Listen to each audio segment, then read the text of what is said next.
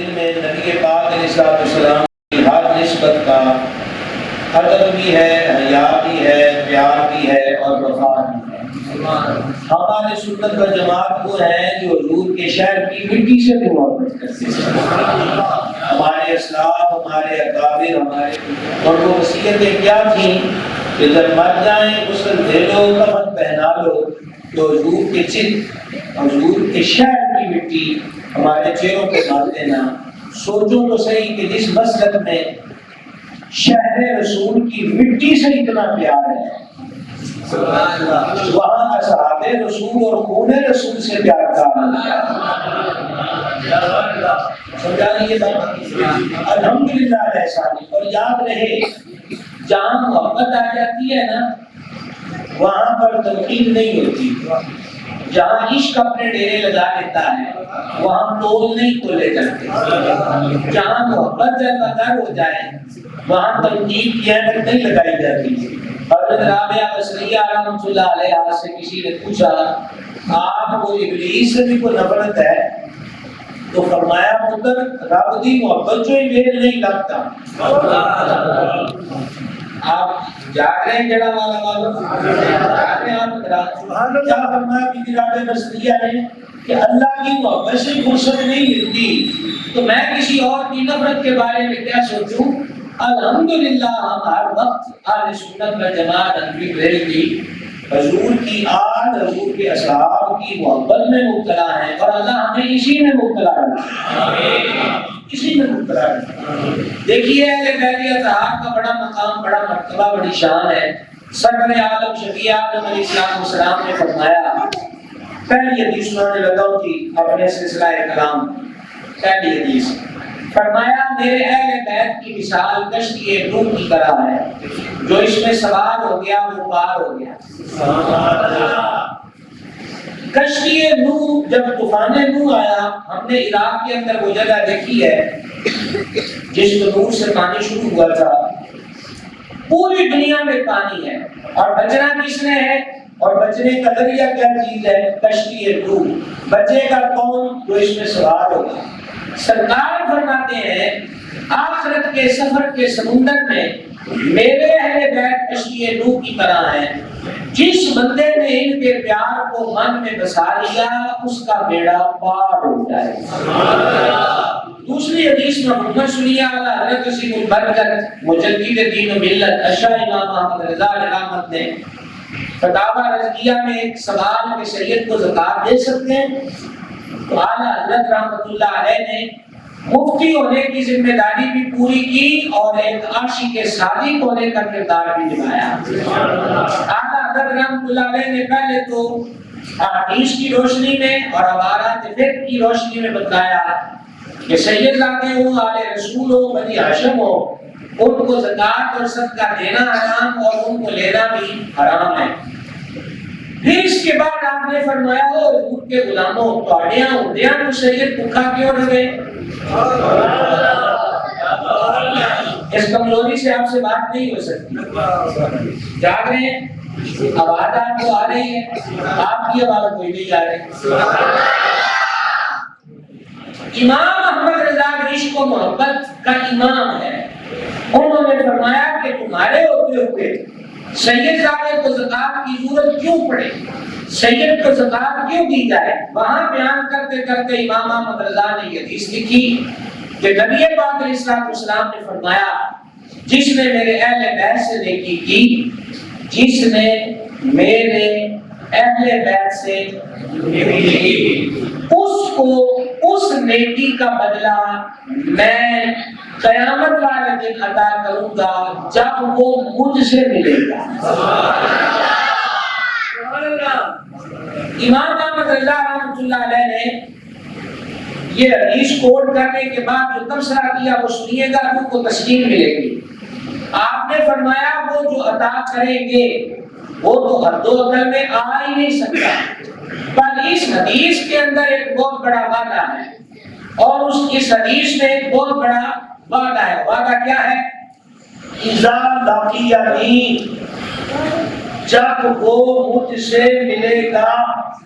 فرمایا حضور نے خوشخبری دے دی کہ میرے اہل بیت نیکی کرنے والے کو سب سے بڑا شرف یہ ملے گا کہ اسے قیامت والے دن ہماری ملاقات نصیب ہو جائے، اسے ہماری ملاقات نصیب ہو جائے گی۔ پھر اعلیٰ حضرت رحمۃ اللہ علیہ نے ایک اور حدیث کوٹ کی، دو سنا چکا ہوں، اب یہ تیسری سنیے۔ یہ حدیث امیر المومنین امام المجاہدین مراد رسول کریم سیدنا عمر بن خطاب فاروق اعظم رضی اللہ تعالی عنہ نے بیان کی۔ جانتے ہیں کب؟ یکم محرم سرکار فاروق اعظم کا یوم شہادت ہے، 26 یا 27 کو آپ پر حملہ ہوا، 3 دن گزرنے کے بعد آپ کی شہادت ہوئی۔ محرم کی چاند رات کو آپ مزار میں رونق افروز ہوئے۔ آپ نے ایک مجلس شورا قائم کی جو 6 افراد پر مشتمل تھی، ان میں سے ایک حضرت سیدنا عبد الرحمن رضی اللہ تعالیٰ عنہ تھے۔ حضرت فاروق اعظم نے یہ حدیث جو میں آپ کو سنا رہا ہوں اعلیٰ حضرت نے نقل کی، اور یہ علی متقی ہندی رحمہ اللہ نے کنز العمال میں اس حدیث کو نقل کیا۔ فرمایا کہ حضرت فاروق اعظم زخمی تھے، فرمایا مجھے تکیہ دو۔ آپ کے پیچھے تکیہ رکھا گیا، ٹیک لگا کر بیٹھے۔ فرمایا عبد الرحمن بن عوف کے بارے میں کیا کہتے ہیں؟ توجہ کرنا ذرا، میری طرف دیکھنا بیٹا، بار بار پیچھے نہیں دیکھتے، پورے دھیان سے بیٹھے۔ فرمایا عبد الرحمن بن عوف کے بارے میں کیا کہتے ہیں؟ ایک دن نبی پاک علیہ الصلوۃ والسلام سیدہ طیبہ طاہرہ کریمہ ولیہ صالحہ متقیہ نیرہ مقدسہ معمرہ حضرت سیدہ بطول زہرا رضی اللہ تعالی عنہ کے گھر تشریف لائے۔ حسنین کریمین طیبین طاہرین کو بھوک لگی ہوئی تھی۔ حضور علیہ السلام نے فرمایا کون ہے جو ان کی خدمت میں کوئی چیز پیش کرے؟ حضرت عبد الرحمن بن عوف دوڑے دوڑے گھر گئے، گھر جا کر دیکھا تو 2 روٹیاں تھیں، ان 2 روٹیوں کے درمیان انہوں نے رکھا دیسی گھی اور ایک تھوڑی سی سویٹ ڈش ہوتی ہے عرب کی جس کو ہیکس کہتے ہیں، یہ کھجور کا اور جو کا بنا ہوا حلوہ ہوتا ہے، تھوڑا سا وہ موجود تھا۔ حضرت عبد الرحمن بن عوف نے روغن زرد اور حیض 2 روٹیوں کے بیچ رکھا اور دوڑتے دوڑتے حضور کے دربار میں حاضر ہوئے۔ سرکار یہ قبول فرمائیں، حضور نے وہ 2 روٹیاں لی، حسنین کریمین کو عطا کی۔ حدیث فاروق اعظم بیان کر رہے ہیں، سبحان اللہ، یہ حدیث سرکار فاروق اعظم بیان کر رہے ہیں۔ 2 روٹیاں لی اور سرکار نے حسنین کریمین کو عطا کی۔ اب اعلیٰ حضرت سمجھا یہ رہے ہیں کہ حضور فرماتے ہیں علیہ الصلوۃ والسلام جو میرے اہل بیت سے نیکی کرے گا اس کو بدلہ میں دوں گا۔ اب آج کہتے سنو حضور کتنا بدلہ دیں گے؟ فرمایا عبد الرحمن اب آپ سے پوچھنے لگا روٹیاں کتنی تھیں؟ 2۔ فرمایا عبد الرحمن اللہ تیرے دنیا کے سارے کام سنوارے۔ ابھی عشاء کی نماز آپ نے پڑھی، حضرت امام صاحب نے دعا کی، آپ نے اپنی نماز پڑھنے کے بعد نفل وتر آپ نے بھی دعائیں مانگی، لیکن یہ کوئی اعلان ہاتھ کھڑا کر کے نہیں کر سکتا کہ دعا قبول ہو گئی۔ جی چاہے تو کعبے کے پھیرے لے کر بھی دعا قبول نہ ہو، پر جب حضور کہہ دے تو پھر یہاں شک کی گنجائش نہیں ہے، یہاں شک کی گنجائش ہے، اگر مگر کا کوئی حصہ یہاں موجود ہے۔ فرمایا عبد الرحمن اللہ تیرے دنیا کے سارے کام سنوارے، مطلب سنور گئے اور رہ گیا تیری آخرت کا معاملہ، رہ گیا تیری آخرت کا معاملہ، رہ گیا تیری، تو فکر نہ کر، تیری آخرت کا ذمہ دار میں ہوں۔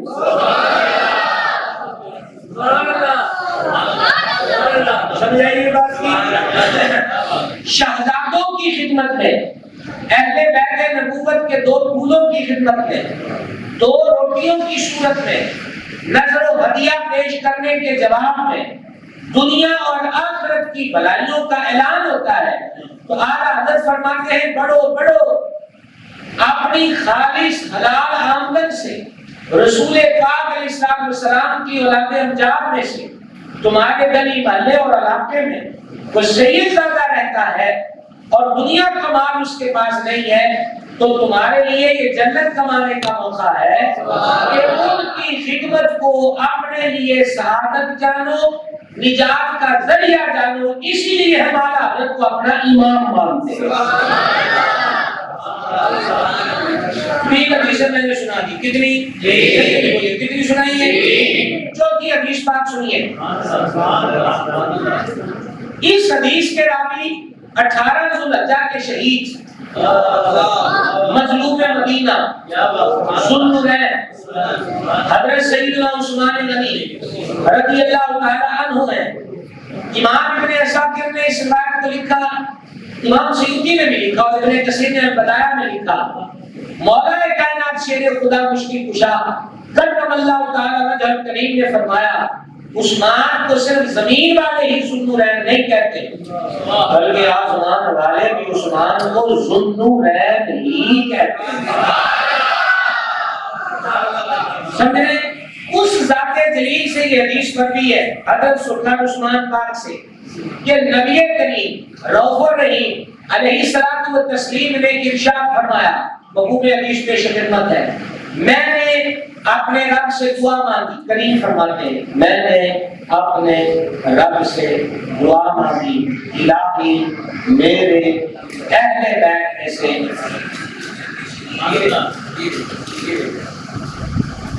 ایسے کام کیجیے، میں نے حدیث بھی پڑھا تھا تو توجہ سے سننے کی چیز ہوتی ہے، جو چلانا ہے جلدی جلدی چلا لو۔ نعرہ تکبیر،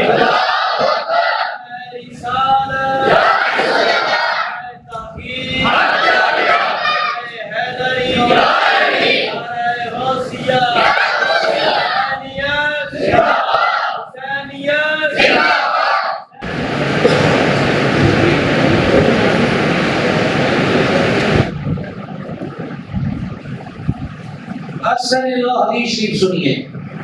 سیدنا عثمان غنی ذوالنورین رضی اللہ تعالیٰ عنہ راوی نبی پاک علیہ الصلوۃ والسلام نے فرمایا میں نے اپنے رب تعالیٰ سے دعا مانگی، اے اللہ میرے اہل بیت میں سے کوئی دوزخ میں نہ جائے، کوئی دوزخ میں نہ جائے۔ اللہ نے میری دعا کو قبول فرما دیا۔ کتنی حدیثیں میں نے سنا دیا آپ کو؟ 4 یاروں کی نسبت، اور اب سنیے 5 تن پاک کی نسبت سے 5ویں حدیث شریف۔ مصطفیٰ جان رحمت شفیع امت قاسم حق نعمت صلی اللہ تعالی علیہ وآلہ وسلم نے ارشاد فرمایا، اس حدیث کو روایت کیا سیدنا جابر بن عبداللہ رضی اللہ تعالیٰ عنہ نے، بڑے عظیم صحابی ہیں اور عظیم صحابی کے بیٹے ہیں، ان کے والد کی شہادت میدان احد میں ہوئی۔ حضرت جابر رضی اللہ تعالیٰ عنہ روایت کرتے ہیں میں نے نبی پاک علیہ السلام سے سنا کہ سرکار نے فرمایا جو مجھ سے محبت کرتا ہے اسے چاہیے کہ وہ حسین ابن علی سے محبت کرے۔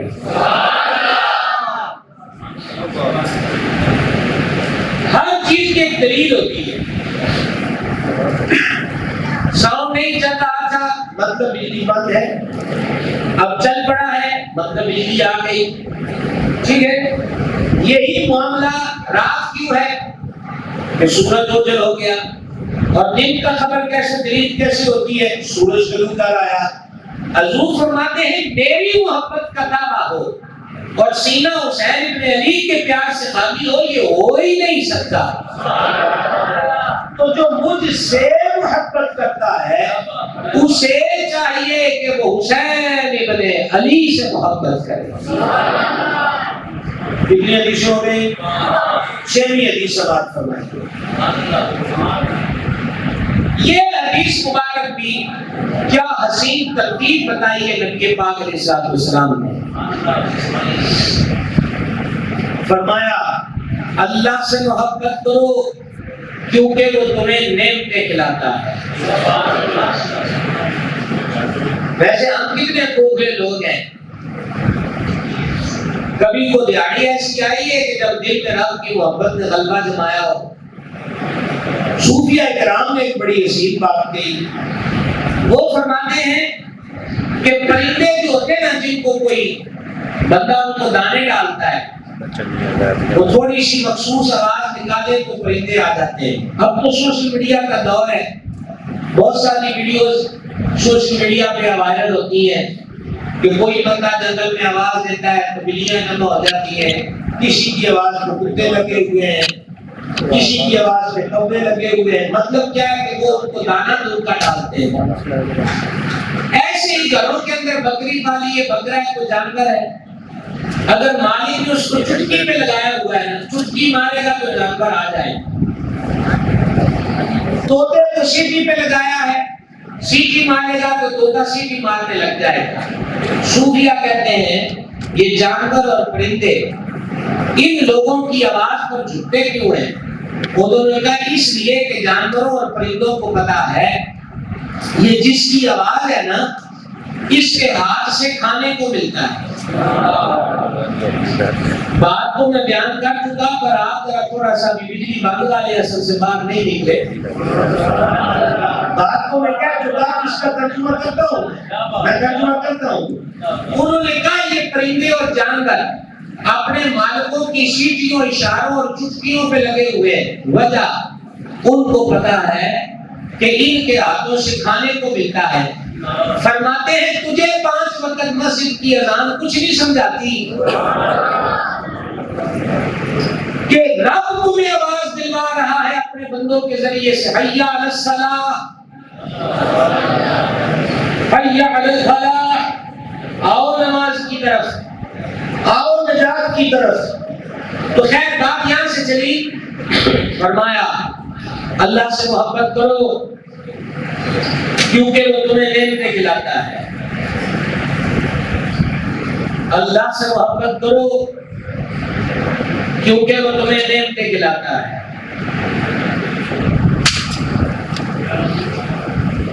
بھائی جلدی کریں، جلدی دروازے والے بھائی صاحب جلدی کیجیے، سب آپ کو دیکھ رہے ہیں کہ مجھے ڈسٹرب نہ کریں بار بار، آپ کی بڑی مہربانی ہے۔ بڑے سائلنٹ ماحول میں گفتگو کرنے والے بھائی صاحب اتنے بگیڑے نہیں سہ سکتے۔ حضور جان نور صلی اللہ تعالی علیہ وسلم نے فرمایا اللہ سے محبت کرو کیونکہ وہ تمہیں نعمتیں کھلاتا ہے، اور پھر فرمایا مجھ سے محبت کرو۔ آپ حدیث کی ترتیب دیکھیں، اللہ سے محبت کرو، کھانے کو دیتا ہے، پینے کو دیتا ہے، رہنے کو دیتا ہے، پہننے کو دیتا ہے۔ اللہ قرآن میں فرماتا اگر تم گننا چاہو تو میری نعمتوں کو گن نہیں سکتے۔ ابھی بھی یقین نہ آئے تو اپنے شہر کے ہسپتال کے ایمرجنسی وارڈ میں جائیے، کتنے لوگ ہوں گے جو وینٹیلیٹر پر ہوں گے، کتنے لوگ ہوں گے جنہیں آکسیجن لگی ہوگی۔ آج سے تھوڑی مدت پہلے کورونا نے اپنے پنجے گاڑے، ایک گھنٹے کا 20-20 ہزار روپیہ آکسیجن کا، وینٹیلیٹر کا لوگوں نے بھرا، 10-10 لاکھ بل بنا، لیکن ہسپتالوں سے لاش اٹھا کر لائے۔ ہمیں مفت میں سانس آ رہی ہے۔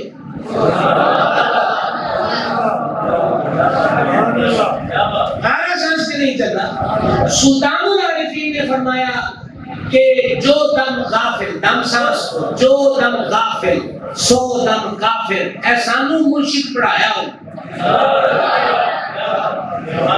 اللہ سے محبت کرو وہ تمہیں نعمتیں کھلاتا ہے۔ فضا میں قدرتی طور پر آکسیجن موجود ہے، اگر اللہ تعالیٰ اس آکسیجن کو روک دے تو لاشوں کے ڈھیر لگ جائے آنے واحد کے اندر۔ انسان تو سر سے لے کر پاؤں تک اللہ کی نعمتوں میں ڈوبا ہوا ہے۔ شیخ صاحب رحمۃ اللہ علیہ فرماتے ہیں میں مسجد گیا دوپہر کی نماز پڑھنے زور کی، میری جوتی اٹھا لی کسی نے، میں باہر نکلا تو میرے پاؤں جل رہے تھے، میں رب سے شکوے کرنے لگ گیا کہ پڑھ بھی تیری نماز آیا تو پیر میرے سڑتے پہلے جوتی کسی چوک لے گی۔ فرما تھوڑا سا آگے بڑھا تو دیکھا ایک ٹانگوں سے معذور بندہ زمین پر گھسٹ کے چل رہا تھا۔ ساتھی کہتے ہیں میں سجدے میں گر گیا اور میں نے رب سے رو کے معافی مانگی کہ مالک میرا تو جوتا کوئی اٹھا کے لے گیا ہے میں تو وہ پہن لوں گا، اس کو تو سرے سے تو نے پاؤں ہی نہیں دیے، اور یہ گرم زمین پر گھسٹ کے چل رہا ہے، لہذا کبھی بھی ناشکری کی دہلیز پہ نہ آئیے، شکر کے درجے پہ رہنا چاہیے۔ اللہ تعالیٰ نے ہمیں حدیث میں حکم ہے، دنیا لینی ہو تو اپنے سے نیچے دیکھو، آخرت لینی ہو تو اپنے سے اوپر دیکھو۔ اللہ سے محبت کرو تو تمہیں نیک کے کھلاتا ہے، اور پھر فرمایا مجھ سے محبت کرو۔ سوال یہ ہے حضور سے محبت کیوں کریں؟ ایک سوال ہے۔ سرکار فرماتے ہیں مجھ سے محبت کرو اللہ کی وجہ سے۔ کیوں؟ حضور اللہ کے محبوب ہیں۔ دو چیزیں ہو گئی، اللہ سے محبت کرو کہ نیک کے دیتا ہے، مجھ سے محبت کرو اللہ کی وجہ سے، اور میری آل سے محبت کرو۔ میری آل سے محبت کرو۔ حضور آل سے محبت کیوں کریں؟ جواب سننا اور جواب سن کر صحیح جواب دینا بھی ہے۔ مجھ سے محبت کرو، حضور آپ سے محبت کیوں کریں؟ فرمایا اللہ کی وجہ سے۔ میری آل سے محبت کرو، حضور آل سے محبت کیوں کریں؟ سرکار نے فرمایا میری وجہ سے۔ میری آل سے محبت کرو کس کی وجہ سے؟ میری وجہ سے۔ کتنی حدیثیں ہو گئی؟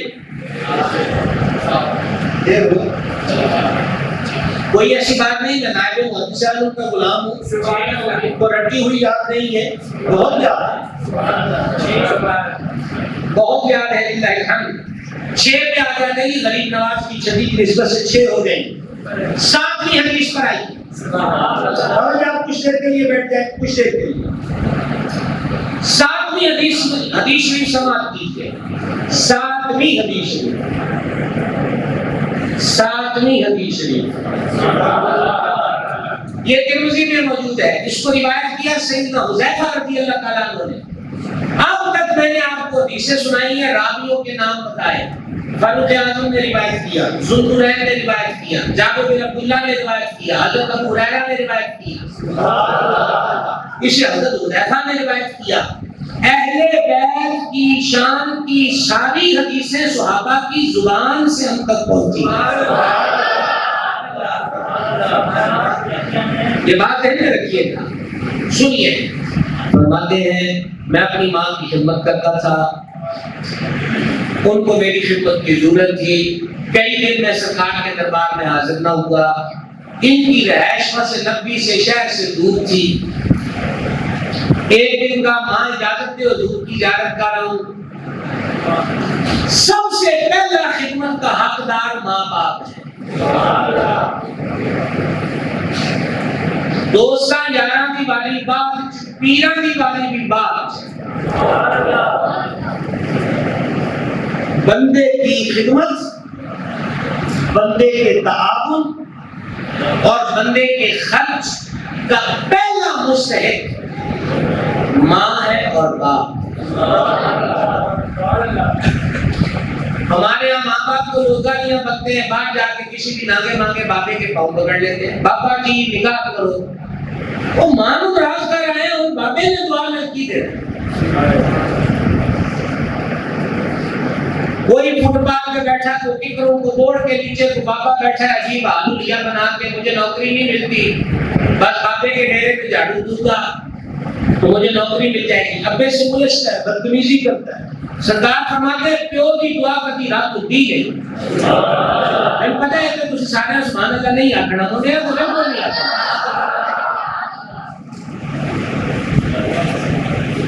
ماں باپ پہلا مستحق ہے خدمت کا۔ ایک صحابی دربار میں آتے ہوئے، سلسلہ حدیث میں 8ویں حدیث سنا رہا ہوں۔ صحابی آتے ہوئے عرض کیا کہ جہاد کے لیے بیعت کرنے آیا ہوں کہ مجھے کہیں بھی بھیج دیں اللہ کی راہ میں لڑنے کے لیے۔ فرما گھر پر کون ہے؟ عرض کی میری والدہ ہے۔ فرما تو آ گیا ہے، تیرے پاس ماں کا خیال کرنے والا کوئی ہے؟ عرض کیا نہیں۔ فرما واپس چلا جا، ماں کی جا کے خدمت کر، تجھے گھر بیٹھے جہاد کا ثواب مل جائے گا۔ سیدنا حذیفہ رضی اللہ عنہ کہتے ہیں میں نے ماں سے اجازت لی، ماں اجازت دی اور حضور کا دیدار کیے، بڑے دن گزر گئے۔ مائشہ نے کہا جا تے نالے حذیفہ گل یاد رکھی حضور کو میری بخشش کی دعا بھی کرواں. کیسے پیارے عقیدے ہیں ان باتوں کے. حضرت حذیفہ رضی اللہ عنہ کہتے ہیں مغرب کے وقت مسجد نبوی شریف میں آیا اور نبی پاک علیہ السلام کی اقتداء میں مغرب کی نماز پڑھی. سرکار مغرب کے بعد نفل پڑھتے تھے، دیر تک نوافل میں مصروف رہے. پھر حضور آستانے پہ جانے لگے تو میں پیچھے پیچھے چلا کہ ماں کی بات یاد آ گئی کہ ماں نے فرمایا تھا میرے لیے بخشش کی دعا کروا لینا. میں پیچھے پیچھے ہوا تو سرکار نے فرمایا مانن تھا کون ہے تو؟ چہرہ اندر اس طرف تھا، حذیفہ پیچھے تھے.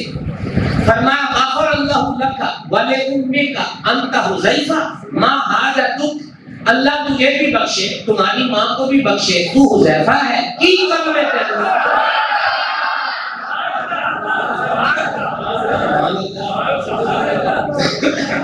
حضرت کے بھائی مولانا اشر رضا نے کہا پھر وہ اپنی گلی میں کیوں روادار صدا ہو. اس مصرے کا مطلب ہے وہ ہستی اپنی گلی چ منگن آڑے نو بولی تے آواز دین دی اجازت ہی کیوں دے، ضرورت ہی کیوں پین دے. کون؟ پھر وہ اپنی گلی میں کیوں روادار صدا ہو جو بھیک لیے ہاتھوں میں راہ گدا دیکھ رہا. حضور کو خود ڈھیر لے کر بیٹھے ہیں کہ کوئی منگتا آئے تو منگن کو پہلے دے رہی ہے. کتنے حسین کلمات سے غفر اللہ لک ولامک، اللہ تجھے بخشے تمہاری ماں کو بخشے. حذیفہ ہے تو کیا کرم ہے تجھے. اب یہ تو سوچنے ہوں گے کہ ان کی کم دسنا ہے حضور ہر غلطی ہو گئی بن مانگے ہی عطا کر دیا. فرمایا اتنے میں کسی کی آواز آئی. فرمایا حذیفہ جانتا ہے یہ کون ہے؟ میں نے کہا کہ اللہ اس کا رسول بہتر جانتے ہیں. فرمایا یہ فرشتہ ہے. اب ذرا انگلیوں پہ گن کے کچھ سمجھانا چاہتا ہوں. یہ فرشتہ ہے ایک زمین پر پہلی بار آیا ہے، دو اللہ سے اجازت لے کر آیا ہے، تین کہ مولا عرش کی بلندیوں پر تو تیرے حبیب پہ درود پڑھتا ہوں، اجازت دے تیرے حبیب کی چوکھٹ پہ درود پڑھ رہا ہوں. چار اور ساتھ مجھے یہ خوشخبری سنانے آیا ہے.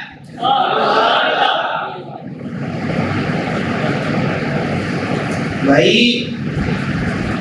اس پورے محلے میں سے کتنے لوگ آئے ہوں گے، کون نہیں آئے ہوں گے، وہ یہاں کے رہنے والے جانتے ہیں. ٹھیک ہے، میں نہیں جانتا.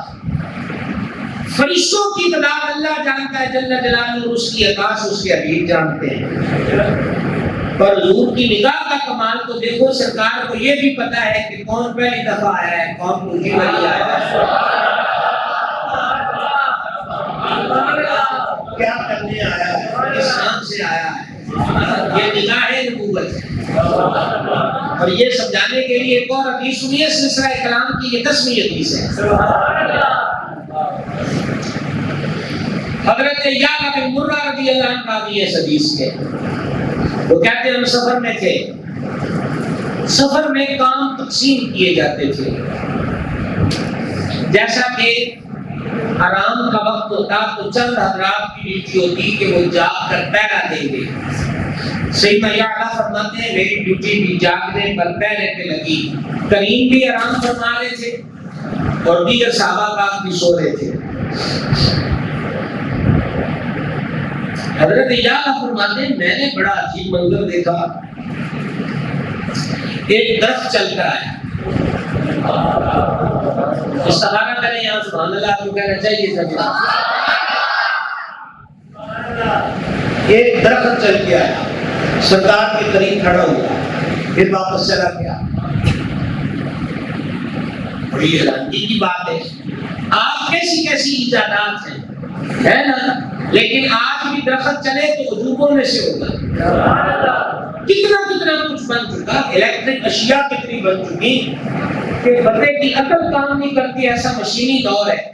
پر آج کے دور میں بھی درخت جڑ سے نکلے اور چلے عجوبہ ہوگا. صدیوں پہلے درخت چل کے آتا ہے پھر واپس چلا جاتا ہے. یعلا بن مرہ اس انتظار میں حضور کی مبارک آنکھیں کھلی. صحابی کا سوال سنیے. عرض کی آقا وہ درخت کیا کرنے آیا تھا؟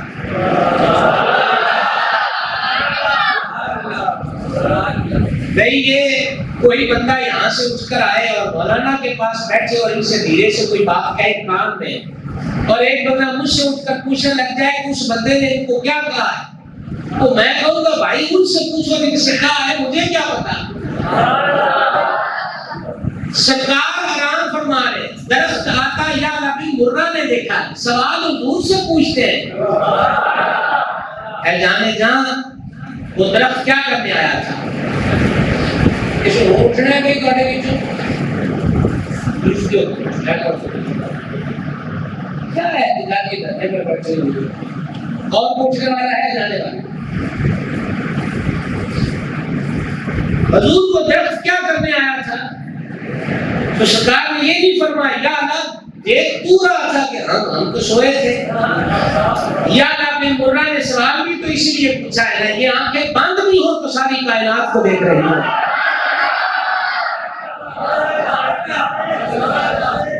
حضور کو درخت کیا کرنے آیا تھا؟ میرے قریب میں فرما دیکھیے سرکار کی نگاہ انور فرمایا درخت نے رب سے عرض کی، نوجوان ہم سے سوال پوچھتے ہیں کہ جڑا والا کی کسی نکر میں بیٹھ کر یہ کہے یا رسول اللہ انظر علینا، حضور ہم پہ نظر کرم کرے تو حضور کو کیسے پتہ چلتا؟ ہم نے کہا درخت نے رب سے بات کی، درخت نے رب سے بات کی۔ حضور بتا رہے ہیں کہ درخت نے رب سے کہا مولا تیرا حبیب آج بڑا ہی نیڑے آیا ہے، اجازت دے کہ قدموں کے بل جاؤں اور سلامی کے گجرے پیش کر آؤں۔ فرمایا وہ درود و سلام پڑھ کے واپس گیا۔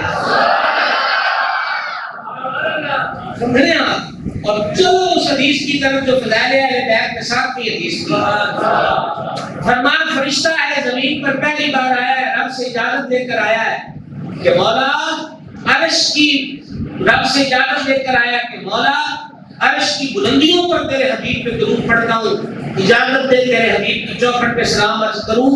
تو ساتھ ہی رب نے اس سے فرمایا کہ میرے حبیب کو خوشخبری سنا کے آ، چلا کے ہے نا توبہ بھی لے جا، میرے حبیب کو خوشخبری سنا کے آ۔ وہ خوشخبری کیا ہے؟ وہ خوشخبری یہ ہے کہ رب فرماتا ہے پیارے حسن اور حسین، حسن اور حسین، حسن اور حسین، حسن اور حسین جنتی جوانوں کے سردار ہیں۔ اور سجدہ طیبہ طاہرہ زکیہ مخدومہ کریمہ ولیہ راقیہ طیبہ طیبہ کاملہ حضرت سیدہ بطول زہرا جنتی عورتوں کی سردار ہے۔ 7 حدیث ہو گئی 11 مہینے میں 5-6 منٹ باقی، اور ہم چاہتے ہیں 10 ورن کی نسبت سے آپ کو 10 حدیثیں سنائیں۔ 11 بجے تک آپ کی محنت ہوتی ہے، 11 بجے جی کیا خیال ہے؟ چلے آگے؟ چلے آگے سماعت نہیں، سماعت کی حدیث 8 نہیں ہے، حدیث 8 نہیں ہے۔ اس کو روایت کس نے کیا؟ سیدنا اسامہ بن زید رضی اللہ تعالیٰ عنہ۔ آپ غور کرتے جائیں، آل رسول کی شان کی ہر حدیث صحابہ نے بیان کی۔ خدا کا واسطہ ہے حضور کی نسبتوں سے پیار کیا جائے، ان کو عقل کی لکڑیوں میں تولا نہ جائے۔ یہ حضور کی نسبتیں فرقوں کے لیے نہیں ہے، پیار کے لیے، لڑائی کے لیے نہیں ہے، عشق کے لیے، مناظروں کے لیے نہیں ہے، وفا اور پیار کے لیے۔ غیروں نے کیا چال چلی کہ ان بات ذاتوں کے حوالے سے ہمارے لڑائیوں ہونے لگتے ہیں، فرقے بننے لگتے ہیں، جب کہ آنے رسول ہو یا صحاب رسول ہو انہوں نے امت کو اکٹھا کیا۔ بابا فرید الدین گنج شکر کا اس سے شروع ہے،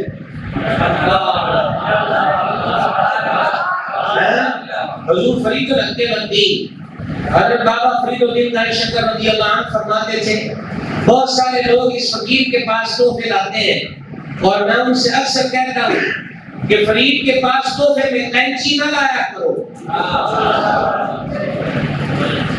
اچھا جس نے کبھی بھی بابا صاحب کی شکل کھائی ہو نا، یہ جملہ اس کے لیے اگلا ہے، سننا بابا فرید فرماتے ہیں میرے پاس کہتے ہیں اس فقیر کے پاس بہت سارے لوگ گفٹ تحائف لاتے ہیں اور میں ان سے کہا کرتا ہوں کہ میرے پاس قینچی تحفے میں نہ لانا. کیوں؟ تحفہ دینا ہے تو سوئی دھاگا دیا کرو. بابا فرید اس لیے دنیا شکر فرماتے ہیں اس لیے کہ قینچی کاٹ کر جدا کرتی ہے اور سوئی دھاگا کاٹ کر جدا ہوئے کو سی کر جوڑ دیتا ہے. فرید توڑنے والا نہیں ہے بلکہ جوڑنے والا.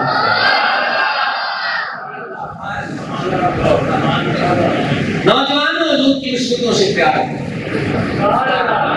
صحابہ کی عظمت کیا کہ کبھی آنکھ نہ اٹھانا سکا کب بھی کوئی نہیں جرت بھی کوئی نہیں.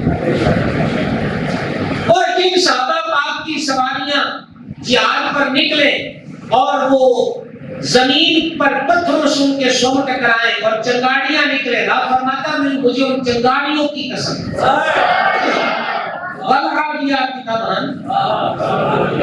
اور جب یہ چلے اور سب زمین پر سواریوں کے لگے درد اٹھے رب فرماتا اس گردے راہ کی قسم یہاں ہم نہیں جا سکتے. اور حسنین کریم ہے صرف ایک جملہ کہوں گا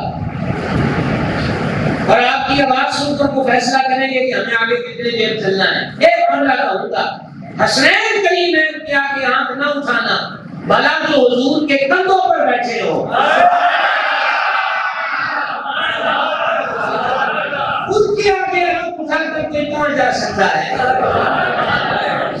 وہ بڑے عرفہ اور اعلیٰ اور اونچی شان والی کریم لاتے ہیں. تو ہم کتنی حدیث پہ پہنچے تھے 8. کون سی سنا رہا تھا شروع ہوئی تھی حدیث کے نہیں حضرت اسامہ بن زید کے بیٹے اسامہ. یہ زید وہ بختور صحابی ہے جو وہ صحابی ہے جس کا نام قرآن میں ہے اور یہ وہ بختور صحابی حضرت زید بن حارثہ جن کو حضور نے اپنا بیٹا فرمایا تو لفظ بھی پوری کی. یہ حضور حضرت زید کے بیٹے اسامہ کو ایک طرف بٹھاتے تھے اور ایک طرف حسنین کریمین کو بٹھاتے تھے. صحابی حضرت بیان کرتے ہیں حضور علیہ السلام کے آستانے پر حاضر ہوا. حضور پاک تشریف لائے. میں نے دیکھا حضور نے ایک موٹا کمبل وجود مبارک پر لیا ہوا ہے اور ایسا تھا جیسے حضور کوئی چیز اٹھائے ہوئے ہیں. تجسس والی نظریں لگ گئی کہ حضور نے کیا اٹھایا ہوا ہے. علیہ السلام کو تسلیم. بات ختم ہوئی. مجھ سے فرمایا دیکھے گا اندر کیا ہے. میں نے کہا کہ تمنا تو یہی. سرکار نے چادر کے دونوں پلنگ اٹھائے. کوئی آپ سے میں بولنے کی خراج نہیں ماننے لگا. اس دیدنی منظر کی چاشنی میں ڈوب جاؤ تو بول سکتے ہو.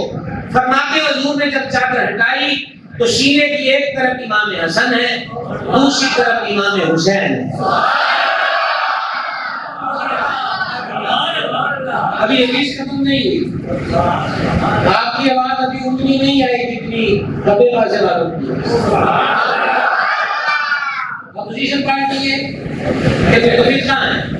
وہ توفیق خان تو لڑکی آواز آنی چاہیے. ابھی تک میں نے آپ کو پوری تقریر میں کوئی گپ کوئی گوڑا نہیں سنایا. نہ ہمیں آتا ہے.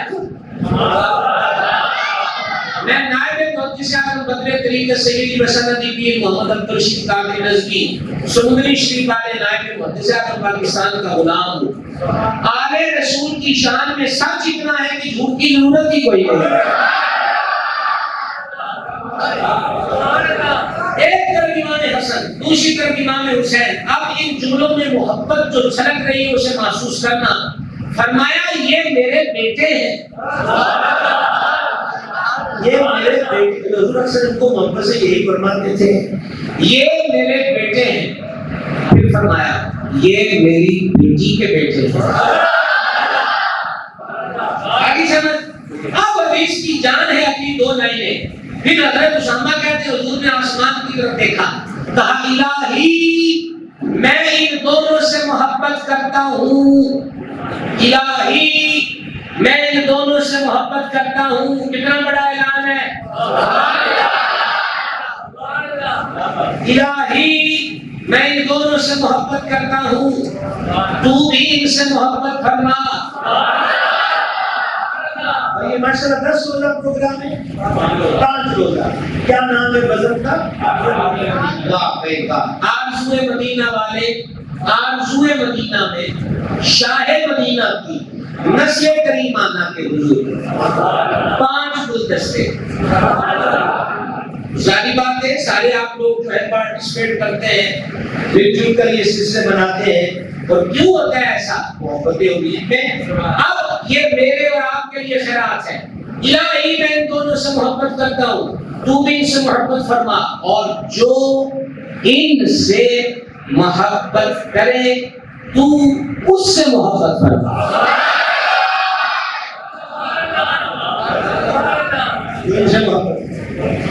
ان سے محبت فرما۔ حسنین کی محبت رب کا محبوب بنا دیتی ہے۔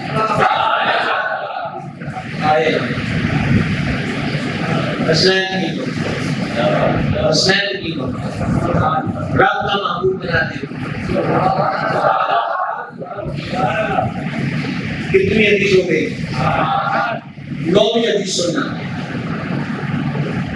مسجد نبوی شریف غنیمت کا مال آیا ہوا ہے، کریم ابن کریم سید ابن سید سردار سیدنا امام حسن مشتبہ آئے، دور خلافت سیدنا فاروق اعظم امیر المومنین کا شہزادے کو خوش آمدید، جی آیا تو تقسیم کار سے فرما 1000 شہزادے کی خدمت میں نظر پیش کی جائے۔ پھر مظلوم کربلا سید الشہداء سردار امام حسین علیہ کریم علیہ الصلوۃ والتسلیم آئے، سردار عمر پاک نے ٹھنڈی آنکھوں سے استقبال کیا، شہزادے کو خوش آمدید، جی آیا تو 1000 شہزادے کو دے دیا جائے۔ پھر سیدنا فاروق اعظم کا سگا بیٹا آیا، فرما اپنے بیٹے کو بھی خوش آمدید کہتے ہیں، 500 روپیہ دے دو۔ اعلیٰ حضرت امام احمد رضا کی محفل میں جب لنگر تقسیم ہوتا تھا تو امام احمد رضا نے اصول بنایا تھا کہ سیدوں کو حصہ دو رہا ہو، اہمیں یاد حضرت نہیں ہے۔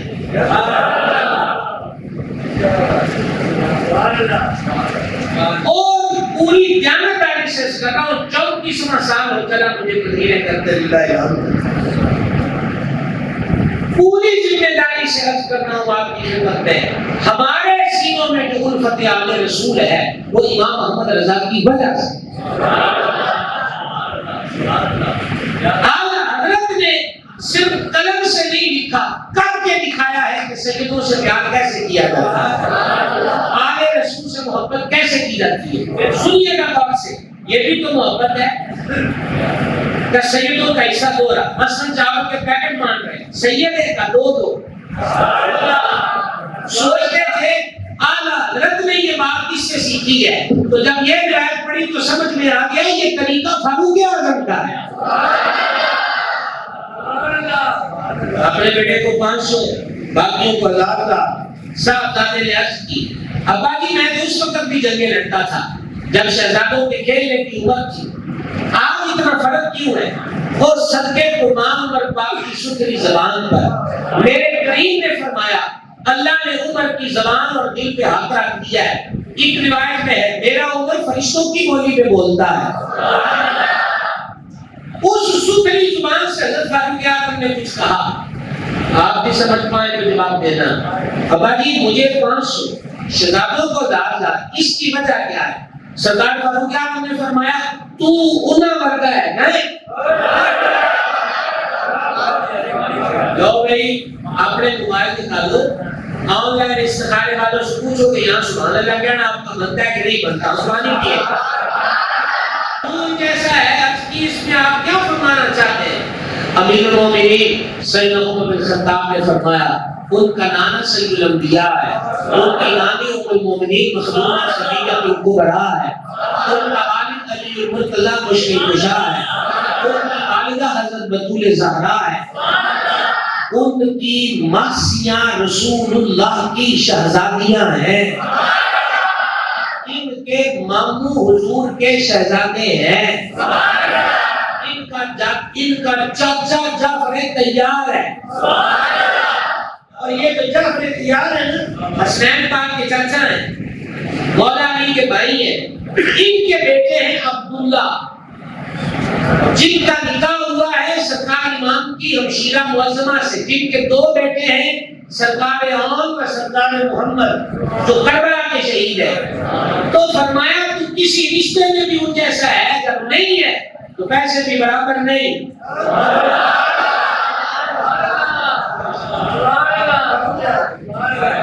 یہ بابو کیا یہ امیر المومنین ہے، یہ محمد کے آل رسول ہے، یہ عشق ہے آل رسول سے۔ اور کتنی حدیث ہو گئی؟ اب 10 سنیے۔ اور جب 10 کا میں نے حضرت کیا ہے تو اب میرے سامنے انتخاب مشکل ہو گیا۔ چلیے 10 نمبر پر بھی آپ ایک گروپ پر حدیث سنو۔ اس کو روایت کیا سیدنا جابر بن عبداللہ رضی اللہ عنہ نے، اور اس کو نقل کیا ابن کثیر نے البدایہ کے اندر۔ سیدنا جابر کہتے ہیں میں حضور کے دربار میں حاضر ہوا، سرکار حجرہ شریف آستانہ پاک میں رونق افروز تھے، اجازت طلب کی، فرما اندر آ گئے۔ جب میں اندر گیا تو میں نے دیکھا حضور نے اپنے مبارک ہاتھ زمین پہ رکھے، گھٹنے مبارک زمین پہ رکھے، حسن حسین پشت انور پر ہیں،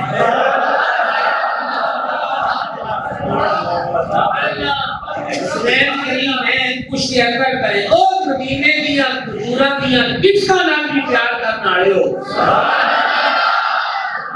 حسنین طیبین کریمین حضور کی پشت انور پر ہیں، اور سرکار ہاتھوں اور مبارک گھٹنوں کے ذریعے اپنے حجرہ شریف میں چل رہے ہیں، اور ساتھ فرماتے حسن تیری سواری کیسی ہے،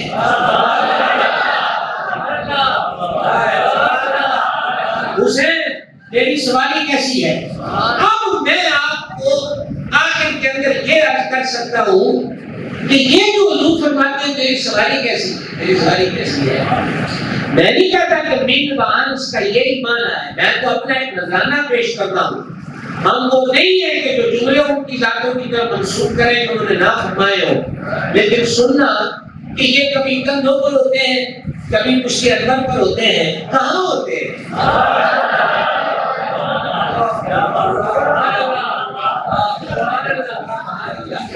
مجھے انتظار ہے آپ کی مشترکہ سبحان اللہ۔ یہ جب حضور کے کندھوں پر ہوتے ہیں تو کہاں ہوتے ہیں؟ یہ جب حضور کی پشت انور پہ حالت سجدہ میں سوار ہوتے ہیں تو کہاں ہوتے ہیں؟ اس کو سمجھنا ہو تو شیخ محقق الاطلاق حضرت شیخ عبدالحق محدث دہلوی رائے اللہ نے اس کو نقل کیا مدارج النبوہ میں۔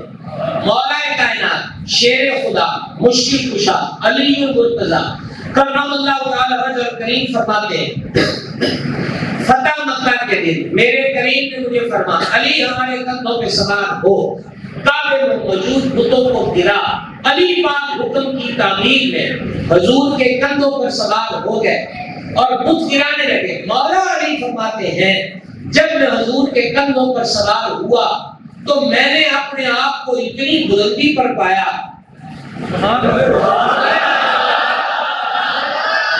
میں نے اپنے آپ کو اتنی بلندی پر پایا، اتنی بلندی پر پایا کہ میں محسوس کر رہا تھا کہ اگر میں عرش کا پایا پکڑنا چاہوں تو پکڑ سکتا ہوں۔ اور مولا مرتضیٰ فرماتے ہیں جب مولا مرتضیٰ بت گرا چکے تو آپ نے کندھوں سے چھلانگ لگائی، ہنسنے لگ گئے، ہنسنے لگ گئے۔ فرمانی ہنستے کیوں ہو؟ عرض کی حضور اتنی بلندی سے چھلانگ لگائی ہے پر چوٹ نہیں لگی۔ اب اس جملے پہ غور کرنا، حسن تیری سواری کیسی ہے؟ حسین خدا جانے شہزادے کہاں کہاں کی سیر کر رہے ہوتے تھے، مجھے اچھی طرح یاد ہے جنہوں نے مجھے فلیکس بھیجی، اس کا موضوع حضرت غازی عباس کا لکھا تھا۔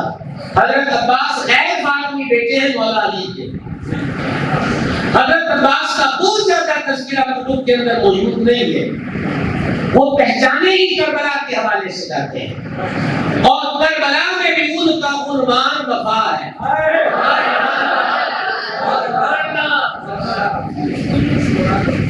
کربلا میں ان کا، میں حضور کے مزار شریف میں کربلا میں 2 مرتبہ گیا ہوں، حضور غوث پاک کے عرش میں بغداد شریف، اللہ کربلا و نجف کی آرزیاں بھی ان کے صدقے سے نصیب ہوئی۔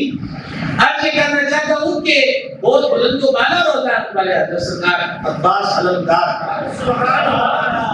یہ مولا مرتضیٰ کے شہزادے غیر فاطمی ہے، یعنی بدور ذات کے بدلے جلیل سے نہیں ہے، لیکن باپ کی طرف سے بھائی لگتے ہیں، حسنین کریمین طیبین کا اہل، اور ان کا تذکرہ بہت ساری جگہوں پہ کربلا کے حوالے سے ملتا ہے۔ وہ ایک بار صرف آپ کو سنا دوں اور تقریر ختم ہے۔ 9 محرم کو ابن صاحب کے فوجی پہنچ گئے خیمہ حیا الہیت کے قریب، فرما عباس پتہ کرو کیوں آئے ہیں؟ انہوں نے کہا کہ بس ٹائم ختم ہو گیا، یا یزید کی بیعت کو ہاں کیجیے یا لڑائی کو تیار ہو جائے۔ حضرت عباس آئے کہ وہ یوں کہتے ہیں، فرما اسے جا کے کہو بیعت ہم نے نہ یزید کی کرنا تھی نہ کریں گے، رہ گئی لڑائی کی بات تو ہمیں ڈرامے نہ دیں، ہم علی کے بیٹے ہیں، ہمیں لڑنا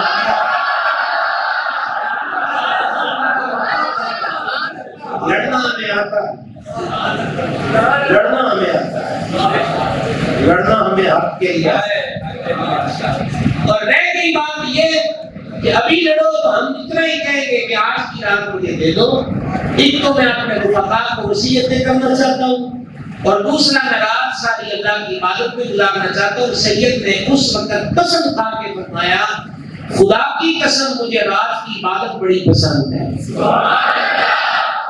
اور شب عاشوراء والے اتحاد کے خیموں سے ساری رات قرآن کی تلاوت کی آواز آتی ہے۔ کربلا کا درس کیا ہے؟ حق پہ قائم رہو۔ یزیدیت کیا ہے؟ شراب، جوا، زنا، سنت کی مخالفت، شریعت کی مخالفت۔ حسینیت کیا ہے؟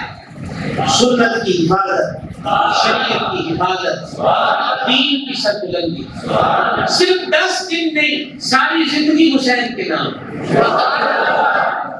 ساری زندگی کربلا والوں کے نام۔ حسینیت کیا ہے؟ کہ 3 دن کی بھوک اور پیاس بھی ہو تو نماز نہ چھوٹے۔ ایسی تو نہیں لگے تھے کربلا میں، اور اب جب ہم کربلا گئے تو منظر ہی اور ہے۔ وہ تو ایک روشنیوں سے بسا ہوا شہر ہے جس میں آل رسول کے روزے کہ جن کو عرش کی بلندیاں چونکی نظر آتی ہیں، لیکن جب وہ گئے تھے تو ہر طرف اندھیرے اور وحشت تھی۔ 10 محرم کو تو شہادت ہوگی، اور آپ جانتے ہیں کہ چاند کی چاندنی 12-13 کو بڑھنا شروع ہوتی ہے، ٹھیک ہے، پھر 14 کو جوبت پر آتی ہے۔ تو وہ شامیں اور کربلا کی شامیں اور وحشت کے سائے، دہشت کے سائے۔ لیکن اس پورے سفر میں یہ قافلہ آل رسول مدینہ پاک سے چلا، اور کتنے مہینوں کا سفر کر کے کتنی قربانیاں دے کر واپس مدینے آیا۔ اس پورے قافلے میں جانے سے لے کر آنے تک حضرت امام کی ہمشیرہ معظمہ ولیہ کاملہ اور مولا مرتضیٰ کی شہزادی پاک جو لہجہ مرتضویت میں کلام کرتی تھیں، یعنی سرکار سیدتنا مخدومہ زینب پاک رضی اللہ تعالی عنہا، مدینہ شریف جانے سے لے کر شہادتوں کے بعد مدینہ شریف آنے تک ایک دن بھی مولا علی کی شہزادی پاک کی ایک دن بھی تہجد کی نماز نہیں چھوٹی۔ کربلا کا سید عاشوراء کی شب بھی قرآن پڑھتا ہے۔ دمشق و شام کے مدار گواہ ہیں کہ سرکار امام کے کٹے ہوئے سر سے بھی قرآن کی آواز آتی تھی۔ ہم کب حسینی بنیں گے؟ صرف 2 ہاتھ اٹھا کے نعرہ لگا کے بات ختم نہیں ہوگی۔ یہ آسانہ علیہ مدینہ شریف کا سجادہ نشین حسین ابن علی، دین بچانے کی باری آئی تو گدی چھوڑ دی اور کربلا میں بسیرہ اختیار کر دیا۔ یاد رکھنا، آل اطہار کو ہمارے نام اور دعوت کی ضرورت نہیں، ان کو خوش کرنا چاہتے ہو تو وہ کرو جو وہ چاہتے ہیں، جو وہ کیا چاہتے ہیں، وہ یہی چاہتے ہیں کہ میرے نانا کی شریعت کو سیدھے سے حضرت امام نے کربلا کے 10 محرم کے خطبے میں فرمایا، لوگوں میں نے جب سے ہوش سنبھالا میں نے کبھی جھوٹ نہیں بولا۔ یہ حسینیت، یہاں کاروبار میں جھوٹ، لین دین میں جھوٹ جھوٹ، رشتوں میں جھوٹ، دوستوں میں جھوٹ، صبح و شام جھوٹ، مذاق میں جھوٹ. اور امام آخری دن کی تقریر میں بھی کہتے ہیں خدا کی قسم جب سے آنکھیں کھولی ہیں ہم نے کبھی جھوٹ نہیں بولا. یہ حسین تو ہمیں پریکٹیکل عملی طور پر اس مبارک سیرت کو اپنانے کی ضرورت ہے. اپنائیں گے خیر ہوگی. اور بالکل آخری بات ہے، بالکل آخری بات آپ سے یہ کرنا چاہتا ہوں. حسینیت کا ایک اور روشن بات سمجھانے لگا ہوں کہ خود نے روکا تھا حضرت امام کو راستے میں. تفصیل کا کوئی وقت نہیں ہے. ہمارا جمعہ لائیو دیکھنا شروع کر لیں ہمارے پیج پر. اس جمعے سے ہم کربلا کا واقعہ تاریخ کے آئینے میں اس کی ایک ایک شیٹ کو بیان کرنا شروع کریں گے. پہلے بھی کر چکے ہیں لیکن اب پھر بڑے تقاضے آئے ہیں تو اس میں ہم ساری تفصیل بیان کریں گے انشاءاللہ. مختصر یہ کہ خود نے روکا. جانتے ہیں جب امام رکے تو خود کا قافلہ آیا 1000 بندوں پر مشتمل تھا. تو حضرت امام کے ساتھ میں جب غور آ کے رکا ہے نا تو امام عرش مقام نے اپنے مصاحبین سے فرمایا ان کو بھی پانی پلاؤ اور ان کی سواریوں کو بھی پانی پلاؤ. میں یہاں آپ سے بولنے کی درخواست نہیں کر سکتا بھائی، اب تو بنتی نہیں یہ بات. آپ سے میں کیوں کہوں ان کو بھی پانی پلاؤ، ان کی سواریوں کو بھی پانی پلاؤ. کسی چشمے کے کنارے نہیں بیٹھے. دریا کا کنارہ نہیں ہے کہ بھر کے پلا دو. مسافروں کے مشکیزوں میں پانی ہے. لیکن وہاں کیا ہوا؟ 7 محرم کو فرات پہ پہلے بیٹھ گئے. اور یہاں کیا ہوا؟ فرمایا ان کے جانوروں کو بھی پانی پلاؤ. ہوا یہ ہے کہ برتن میں جو ہوتا ہے وہی ٹپکتا ہے. جہاں خباثت تھی وہاں دریا پہ پہلے لگا دیے. اور جہاں حوض کوثر کے مالک کا نواسہ کھڑا تھا وہ ان کی فوجوں کو پانی پلاتا. سلام سلطان تقریب میں مبتلا ہیں. یہ سیاسی وغیرہ اتنے ہوئے کہ ہمارے میڈیا نے بھی اس دفعہ انتہائی حقیرانہ اور انتہائی غیر ذمہ دارانہ کردار ادا کیا. جب یہ میڈیا نہیں تھا تب بھی بڑے بڑے ریلیف کیمپ لگ جاتے تھے. آپ یہ سمجھ لیجئے کہ آج جنوبی پنجاب سے نشو ہو چکا ہے. سندھ بلوچستان اب جو ہمارے پاک آرمی کے جوان وہ دیکھیں امداد کے لیے پہنچے اور واپس میں موسم کے تغیر کی وجہ سے انہوں نے بھی شہادت کے جام نوش کیے. اللہ تعالیٰ ان کے بھی درجے بلند کرے، ان کے آسمان کام کو صبر دے. آپ یہ کہہ دیجیے ہمارے وطن عزیز کا ایک کثیر حصہ لٹ گیا ہے ان دنوں حالیہ سیلاب کے اندر. اس لیے کربلا والے تو غیروں کو بھی پانی پلاتے ہیں. یہ اپنے مسلمان بھائی ہیں، ان کی ہیلپ ان کی مدد کے لیے ضرور جو ہو سکتا ہے جہاں ہو سکتا ہے. میں کوئی یہاں چندہ لینے نہیں آیا، نہ میرے پاس کوئی ایسا ذریعہ ہے. آپ کی جہاں جہاں کی رسائی ہوتی ہے آپ نے مسلمان بھائیوں کا خیال کریں.